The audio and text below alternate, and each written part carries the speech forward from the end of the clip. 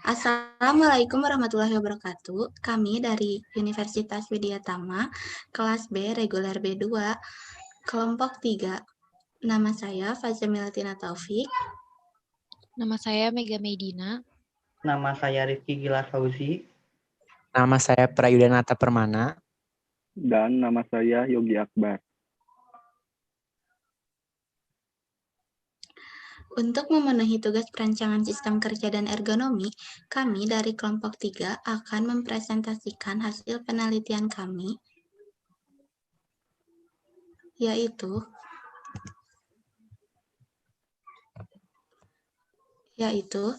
perbandingan beban kerja mental pegawai PT XX dalam kondisi kerja shift dan lembur. Next. Latar belakang. Dalam masa pandemi COVID-19 ini, kebutuhan akan obat terus meningkat. Oleh karena itu, industri farmasi tetap beroperasi seperti biasanya untuk memastikan kebutuhan obat terpenuhi. Proses produksi dalam industri ini terjadi selama 24 jam, sehingga waktu bekerja pegawai terbagi menjadi 2 shift dan terdapat waktu kerja tambahan atau overtime. Pada penelitian ini akan dilakukan pengukuran dan membandingkan beban kerja mental yang dialami analis quality control (PTXX) dalam kondisi kerja shift dan lembur. Analisis beban kerja mental akan diukur menggunakan metode NASA TLX, National Aeronautics and Space Administration Test Load Index. Seperti yang kita ketahui, semakin banyak beban kerja akan membuat kita mudah mengalami kelelahan kerja. Kelelahan kerja mengakibatkan kurangnya konsentrasi dan kehati-hatian, sehingga akan mempengaruhi output kerja. Next. Landasan teori. Beban kerja. Sekumpulan atau sejumlah kegiatan yang harus diselesaikan oleh suatu unit organisasi. Sedangkan menurut Kurnia, beban kerja merupakan suatu proses analisa terhadap waktu yang digunakan oleh seseorang atau sekelompok orang dalam menyelesaikan tugas-tugas suatu pekerjaan atau kelompok jabatan yang dilaksanakan dalam keadaan atau kondisi normal. Dampak beban kerja. Beban kerja yang terlalu berlebihan akan mengakibatkan dampak yang tidak baik, yaitu akan menimbulkan kelelahan baik secara fisik maupun mental, dan reaksi-reaksi emosional seperti sakit kepala, gangguan pencernaan, dan mudah marah. Sedangkan beban kerja yang terlalu sedikit, di mana pekerjaan yang terjadi karena pengurangan gerak akan menimbulkan kebosanan. Faktor-faktor yang mempengaruhi beban kerja ada 2, yaitu faktor eksternal seperti tugas, organisasi kerja, dan lingkungan kerja. Sedangkan faktor internalnya berasal dari dalam tubuh, seperti jenis kelamin, umur, motivasi, kepuasan kerja, dan lain sebagainya. Manfaat pengukuran beban kerja. Untuk mengkuantifikasi biaya mental atau mental cost yang harus dikeluarkan dalam melakukan suatu pekerjaan agar dapat memprediksi kerja sistem dan pekerja. Tujuan dari langkah-langkah tersebut adalah untuk meningkatkan kondisi kerja, memperbaiki desain lingkungan kerja, ataupun menghasilkan prosedur kerja lebih efektif. Metode NASA TLX. Prosedur rating multidimensional yang membagi workload atas dasar rata-rata pembebanan 6 faktor, yaitu kebutuhan fisik, kebutuhan mental, kebutuhan waktu, performansi, usaha, dan tingkat stres. Next.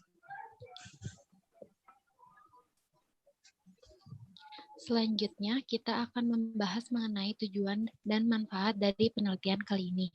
Tujuan yang pertama adalah untuk mengidentifikasi dan mengukur tingkat beban kerja mental yang dialami oleh analis QC dari PT XX dalam berbagai kondisi kerja, yaitu kerja pada shift pagi, shift malam, dan lembur.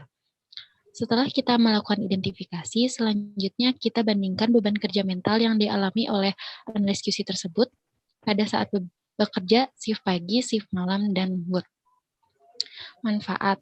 Tentunya dengan melakukan penelitian ini, kita mendapatkan beberapa manfaat, yaitu diantaranya adalah mendapatkan pengalaman dan diharapkan kita dapat mengimplementasikannya, khususnya dalam bidang sistem kerja dan ergonomi. Next. Metodologi penelitian. Sebelum kita melakukan penelitian, tentunya kita harus menentukan tempat untuk melakukan penelitian tersebut. Di sini, kelompok kami memutuskan untuk melakukan penelitian di salah satu perusahaan manufaktur farmasi, kita sebut saja PT XX, khususnya di Departemen QC, dan yang menjadi objek penelitiannya adalah analis QC yang berjenis kelamin perempuan maupun laki-laki. Yang kedua, kita tentukan rentang usia yang berkisar dari 20-30 tahun. Selanjutnya adalah pendidikan terakhir dari objek penelitian adalah minimal SMA atau SMK atau sederajat. Dan yang terakhir, yang kita tentukan adalah pengalaman bekerja, yaitu minimal selama 1 tahun. Setelah menentukan objek penelitian, selanjutnya kita melakukan pengolahan data, di mana kelompok kami telah menyiapkan kuesioner yang berisi beberapa pertanyaan untuk diisi oleh responden, yaitu analis QC yang berjumlah 10 orang. Jenis kuesioner yang dibagikan kepada responden sesuai dengan metode yang digunakan dalam penelitian ini, yaitu metode NASA TLX. Next.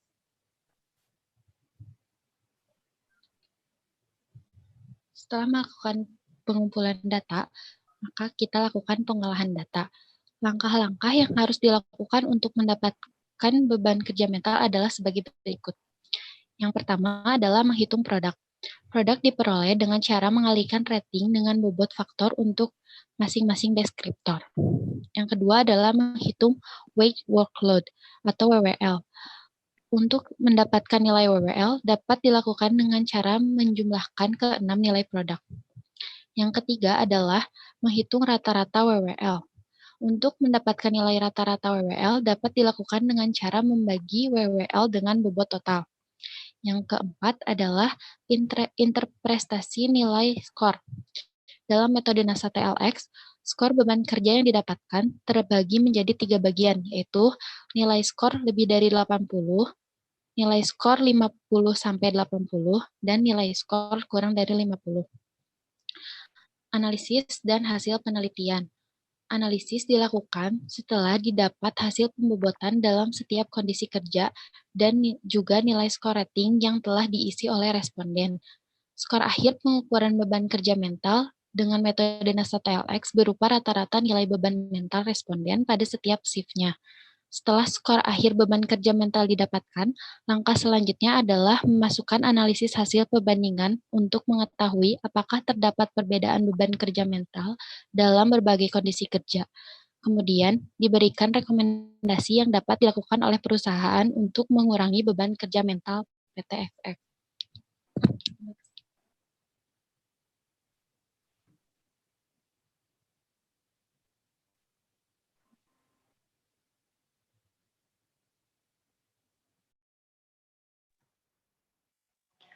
Selanjutnya ada hasil penelitian dan pembahasan dari penelitian kami.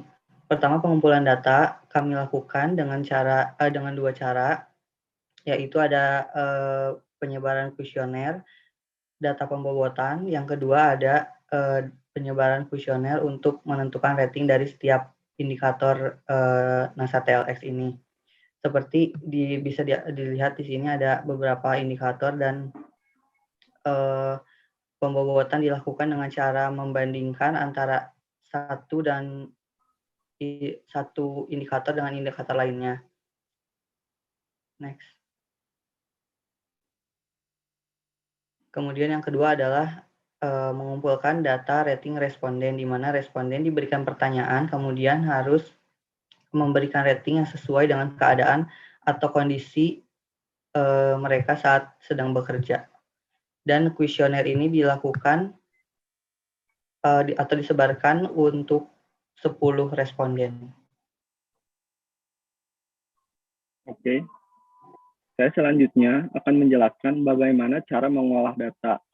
Data-data yang telah kita hasilkan dari menyebar kuesioner, kita olah karena kita menggunakan metode NASA TLX, maka ada cara perhitungannya. Di sini ada rumus digunakan sigma dari bobot kali rating dibagi 15. Saya akan jelaskan satu persatu. Di sini untuk nomor responden 1, untuk indikator MD, jadi hasil kuesioner didapatkan rating 75, lalu bobot 0. Maka kita tinggal kalikan sehingga rating kali bobot sama dengan 0. Lalu untuk indikator TD, dengan rating 80 dan bobot 4, kita kalikan nilainya 320. Dengan TD, ratingnya 75 dan bobotnya 1, dihasilkan 75. Untuk OP, ratingnya 95 dan bobot 3, kita tinggal kalikan, hasilnya 285. FR, ratingnya 50 dan bobotnya 2, didapat hasil 100. Lalu yang terakhir, indikator EF 75 dikali dengan 5 dihasilkan 375. Hasil dari rating dikali bobot ini kita jumlahkan sehingga didapat nilai WWL yaitu 1155. Hasil dari WWL ini kita tinggal bagi dengan 15 sehingga didapat skor 77. Nah, skor ini diklasifikasikan bahwa beban kerja tersebut sedang untuk nomor responden 1 pada kondisi kerja shift pagi. Nah, untuk perhitungan ini kita lakukan terhadap hasil dari 10 responden tersebut dengan kondisi kerja masing-masing, sehingga nanti akan didapatkan nilai masing-masing skor pada kondisi kerja tersebut.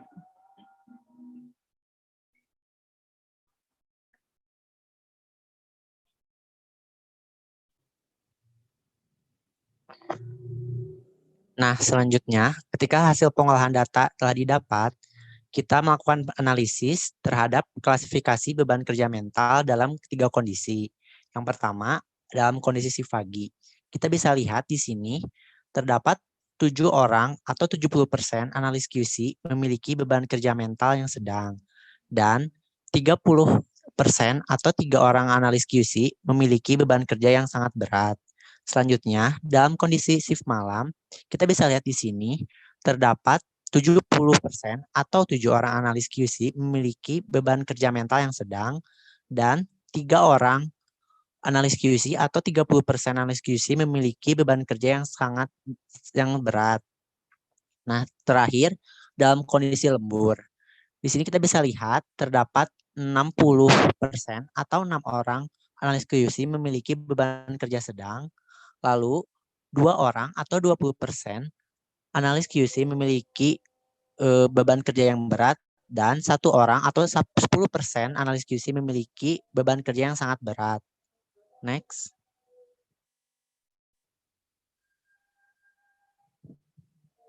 Setelah dilakukan, semua perhitungan dan pengolahan data dapat disimpulkan dari penelitian kami. Yang pertama, berdasarkan skor akhir NASA TLX pada Departemen QC, PTXX diketahui bahwa 6 orang karyawan memiliki beban kerja mental sedang dan 4 orang memiliki beban kerja mental yang tinggi dalam kondisi shift pagi. Dalam kondisi shift malam dan kondisi lembur, 7 orang memiliki beban kerja sedang dan 3 orang memiliki beban kerja mental yang tinggi. Dan yang kedua, aspek yang paling mempengaruhi besarnya beban kerja mental pada setiap kondisi kerja yang paling dominan adalah aspek performansi, tingkat frustasi, physical demand, dan mental demand.